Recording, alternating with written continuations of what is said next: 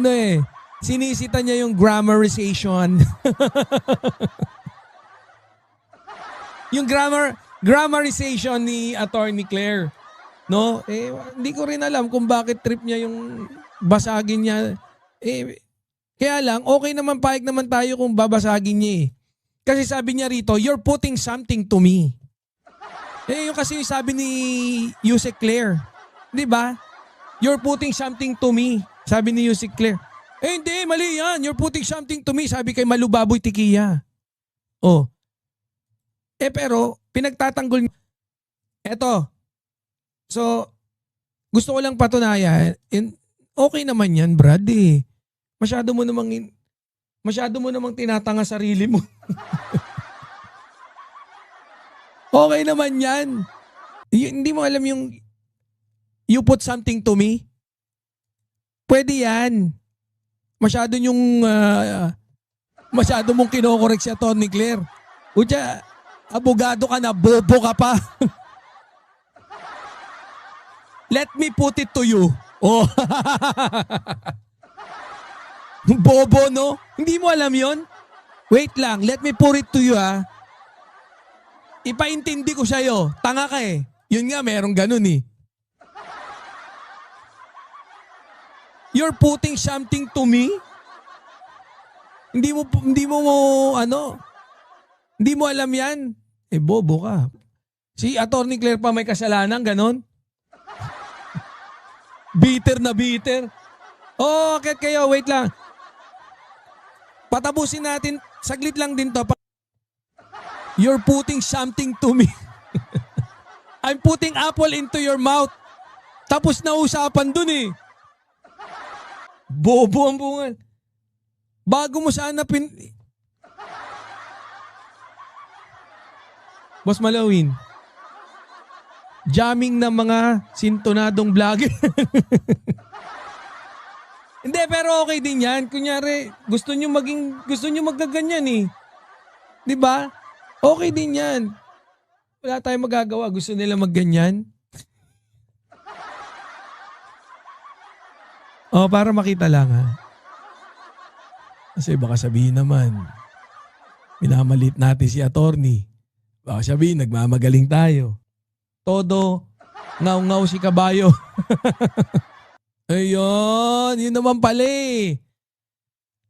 Put it to someone. Yun naman pala, pwede naman pala eh. Ano ibig sabihin ng put it to someone? You're putting it to me? Mali naman you're putting...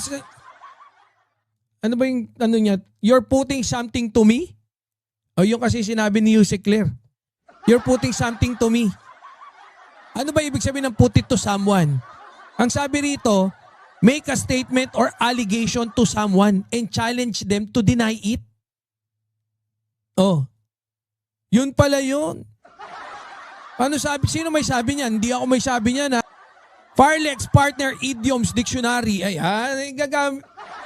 Dapat pala idiom dictionary ginagamit. Ikaw rin kasi malibayan eh. Alam mo, dapat kung alam mong bobo ka, wag mo nang daan dyan sa English. Sana pinalusot mo na ng ano. Wala ka naman palang pambanat dyan eh. Put it to me. Oh, ito pa. Ayan oh. Sabi oh, thank you for using the free dictionary. Put it to me.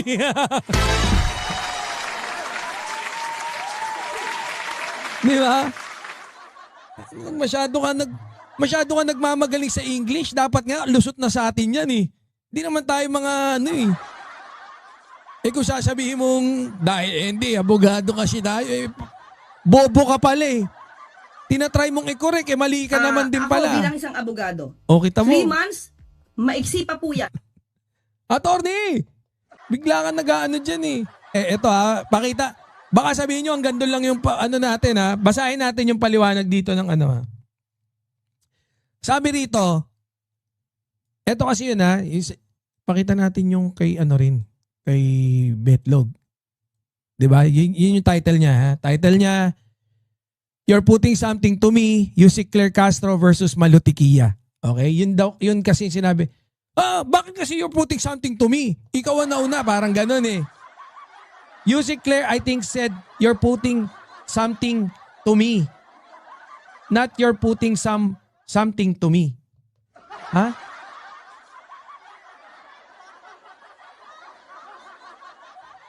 Hindi, puting. Puting. Parang sa, ba't mo ako kinakargahan? Di ba?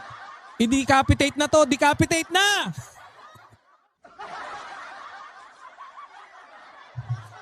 Oh, ano sabi rito ba?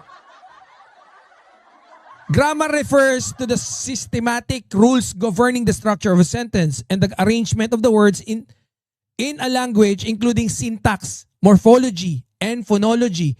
It is a formal, consistent system that dictates how words are combined to the form grammatically correct sentence. In contrast, idioms are fixed expression whose meaning cannot be deduced from the literal definition of their individual words. They are figuratively and often culturally specific, conveying meanings that are metaphorical or symbolic rather than literal.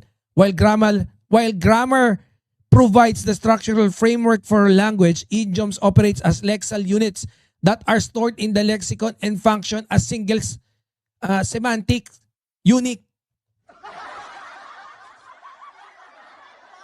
Hindi mo na pwedeng i-deduce yung ano niyan. Eh ngayon, kung biruin mo, hindi ko alam kung gusto niya lang i-title to eh.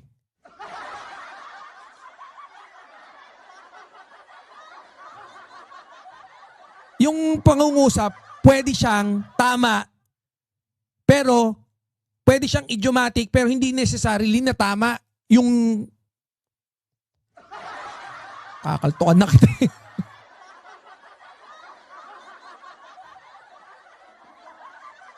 Gusto mo tanungin natin si ChatGPT? Sabi rito, you get,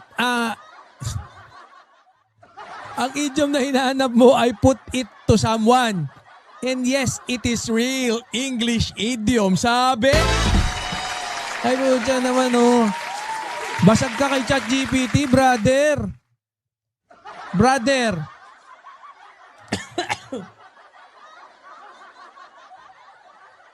Basag ka kay ChatGPT. Sabi ni ChatGPT, hindi ako nagsabi nito ha.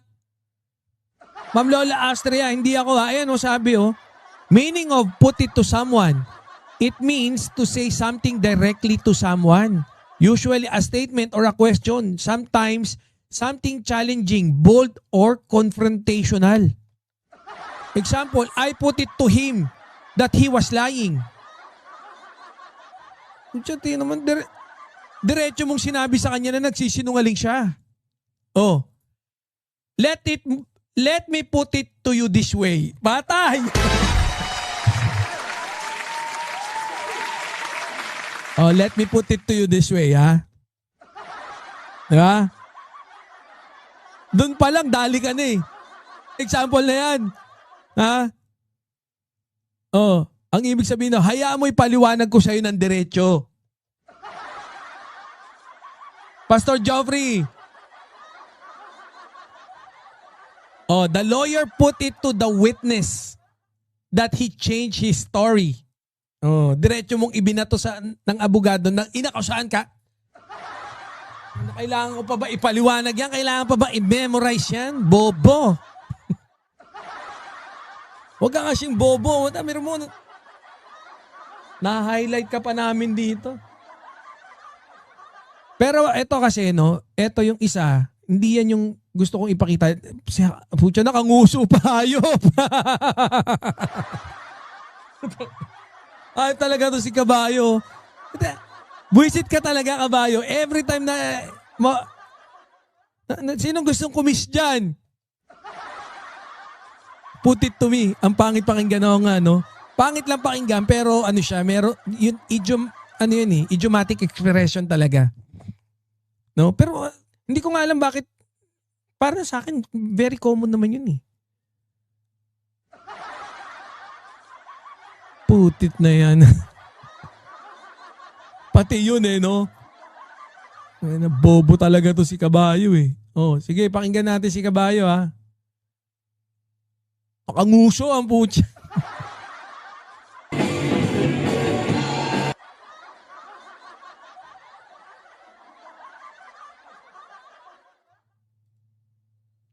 Sige, pasok.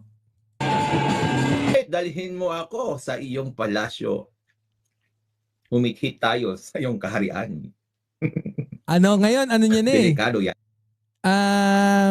Ang tawag dito? Binabanatan na nila si PBBM eh. 'Di ba? Ngayon nang hinihingian, 'di ba? Kahapon kinontent natin, no? Na kung saan hinihingian niya si PBBM ng drug test. 'Di ba? Tapos sinasabihan niya na talagang sure na siya na nag-a-addict si PBBM. Na kesyo pinag-aralan daw niya, pinapatunayan niya. Ganyan na kung paano nila bastusin si PBBM. No? Sabi ko naman sa inyo kahit nung dati pa nag-aantay lang to ng tamang kung kailan babanat. Pero walang problema. Pero tumaas lang yung engagement niya ngayon ulit Pero kakagatin ulit natin yan.